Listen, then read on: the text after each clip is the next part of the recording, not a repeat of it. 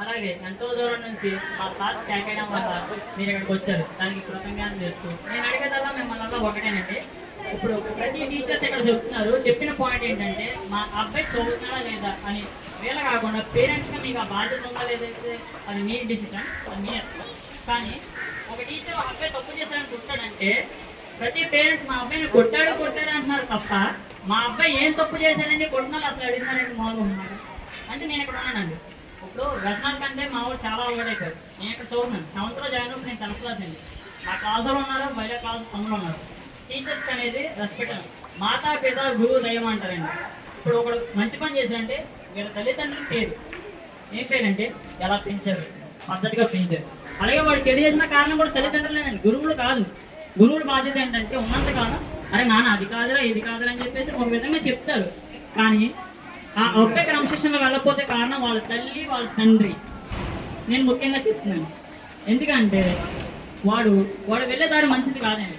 పేరెంట్స్గా మీరు ఏం చేయాలంటే ఇప్పుడు టీచర్స్గా వీళ్ళు కొట్టే హక్కు ఉంది, అలాగే పేరెంట్స్గా మీ అబ్బాయి తప్పు చేస్తే కొట్టే హక్కు మీకు లేదా? అలాగని మీరు తీసుకోరు ఏంటి. ఇప్పుడు చెప్పేది ఏంటంటే అందరికన్నా గుడ్డి ప్రేమ కావాలంటే తల్లిదండ్రులు.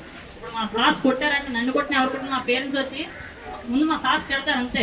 ఎందుకంటే కొడుకు మీద కొద్దిగా నమ్మకం అలాగే ప్రేమ, అంతేగాని మా అబ్బాయి ఏం చేసి అన్నారు ఆ నమ్మకమే పిల్లలకి మైనస్ అయిపోతుంది. సో మీరు 2 దెబ్బలేసి ఏదో బాగు చేయండి. అలాగే చదువు విషయంలో కూడా ఆరోగ్యం విషయంలో కూడా. అలాగే ప్రతి టీచర్స్ ఇక్కడ ఎంఏ బిఏ బీడీ చదువుకున్నారండి కష్టపడి. కానీ ఇక్కడ ఒక విద్యార్థికి మార్క్స్ తక్కువ వస్తే మాత్రం ఐటీడీ నుంచి అధికారులు వచ్చి టీచర్స్ని తిడుతున్నారండి.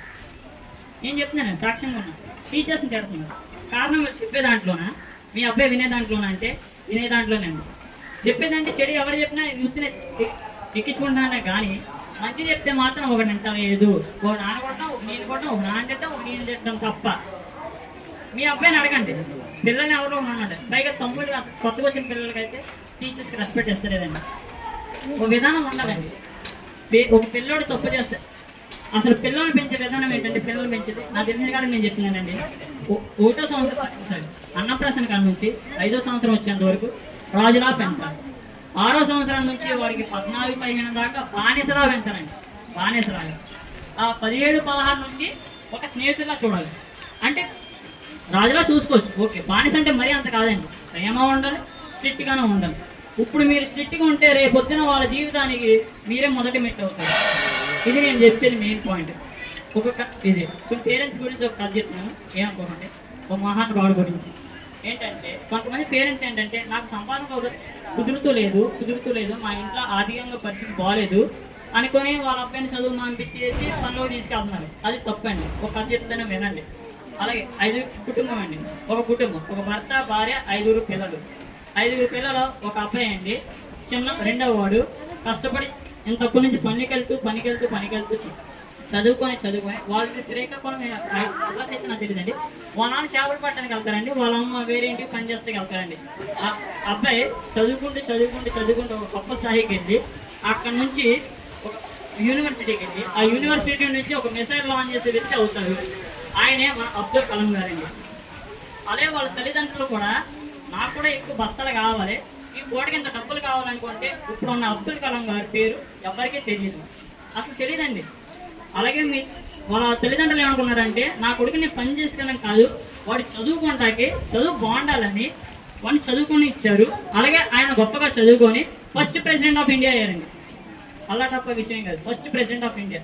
అలాగే మీరు కూడా మీ పిల్లల్ని పనికి గట్రా ఓకే అధికంగా బాగోకపోతే పంపించవచ్చు, అది మీ ఇష్టమే. కానీ చదువు కూడా ఉండాలండి. నేను బాధ్యతలు అనేది వాళ్ళకి తెలియాలి. అసలు చదువు అనేది ఎందుకు చదివిస్తున్నారండి? నేను ఇలా ఉన్నా, మా వాళ్ళు ఇలా ఉన్నారు, నేను ఇలా ఉండకూడదు. వాడి పిల్లలు సుఖంగా ఉండాలి. ఇప్పుడు నేను ఎలాగే ఉండి వాళ్ళ తర్వాత తరానికి వచ్చే పిల్లలు కూడా వాడు ఎలాగ ఉంటే ఎలాగండి. తల్లిదండ్రులు ఉన్న బాధ ఏంటంటే నేను ఇలా పని చేస్తున్నాను, నా కొడుకు ఇలా ఉండకూడదు, నన్ను నిదర్శనంగా తీసుకోకూడదు, ఒక గొప్పవాడినిగా తీసుకొని గొప్ప స్థాయికి వెళ్ళాలని ఏ తల్లిదండ్రులను కోరుకుని చేశానండి. మా పేరెంట్స్ చెప్పింది ఏంటంటే మనస్ఫూర్తిగా చెప్తున్నాను, రే నాన్న నీ సంపాదన నుంచి నాకు రూపాయి వద్దురా, నేను నా ఆవిడ మా పిల్లలు ఉన్నాం, మీ చెల్లి ఉంది, అమ్మ ఉంది, నేను చూసుకుంటా, నా బాధ్యత నాది. కానీ నువ్వు మీ పిల్లల్ని చూసుకోవాలి, మీ భార్యను చూసుకోవాలి, కానీ సత్తా నీలో ఉందా అన్నాడు. పనికి అంటారు. ఇప్పుడు దాకా నేను ఒకసారి కూడా మా పేరెంట్స్ అని పంపలేదండి. నేను వెళ్తానన్నా పంపలేదు, చదివించారు. సమ్మర్లో కూడా నేను చదువుకుంటూనే ఉండలేదు. ఇప్పుడు కష్టపడితే రేపు పొద్దున ఫలితం. మనిషి జీవితం ఇప్పుడైతే 100 ఏళ్ళండి, 100 ఏళ్ళు కాదు, ఇప్పుడు ప్రజెంట్ అయితే 60 సంవత్సరాలు. 60 సంవత్సరాల్లో ఒక 10, 15, 20 సంవత్సరాలలోపు వాడు కష్టపడితే మిగిలిన సంవత్సరాలు వాడు కాళ్ళ మీద కాలేసుకుని కూర్చుంటాడండి నన్ను అడిగితే. అది అవ్వాలంటే ముందు పేరెంట్స్, మీ పేరెంట్స్లో మార్పు రావాలి. వస్తేనే తర్వాత తరానికి మీ పిల్లోడికి భవిష్యత్తు బాగుంటుంది. పుట్టినా తిట్టినా ఎక్కడ చేసినా మంచి కోసం చెప్పండి, మంచి అని చెప్పండి. లేడీస్ స్టాఫ్కి అయితే అసలు రెస్పెక్ట్ ఇస్తలేదండి. అరే తమ్ముడు అన్న కాదమ్మా ఇలాగని చెప్పేసి అంటే మమ్మల్ని ఎదురేస్తున్నారండి తిరిగి. అది ఫస్ట్ అనే మాట ఏంటంటే 1 నుంచి వాడికి 5 సంవత్సరాలు ఉన్న తర్వాత చిన్నపిల్లడు ఎంత అలా చేసినా పట్టించుకోడండి. కానీ 5వ సంవత్సరం నుంచి వాడికి దాటిన తర్వాత ఎలా పెంచారో మీ అమ్మ నాన్న మాట అంటారండి.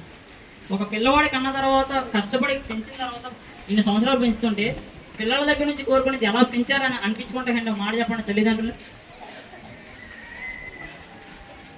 అసలు చెప్పండి. నా కొడుకు నాకు ఏం చేసినా తగ్గట్టుగా ఉండాలి, కానీ నా కొడుకు ఈ చెడ్డ పేరు తెచ్చేదాకా చూసుకోకూడదు.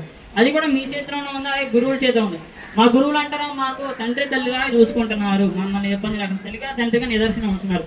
తప్పు చేసినా వీళ్ళు కొడుతున్నారు, అలాగే చేసిన వెంటనే అరే నాన్న అలక్కా అని చెప్తున్నారు, భుజమే చేస్తున్నారు, మంచిగా చెప్తున్నారు, మంచిగా చూసుకుంటున్నారు, ఏం కాదు చేస్తున్నారండి.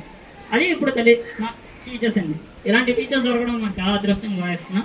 అలాగే మీరు కూడా మా అబ్బాయిని కొట్టాడు తిట్టాడని టీచర్స్ మీద రావడం కాదండి. మా అబ్బాయి ముందు ఏం తప్పు చేశాడని అడగండి, తెలుసుకోండి. ఆ తర్వాత మీ అబ్బాయిని దండించాలా ఏం చేయాలనేది మీ చేతిలోనే ఉంటుంది. Thank you.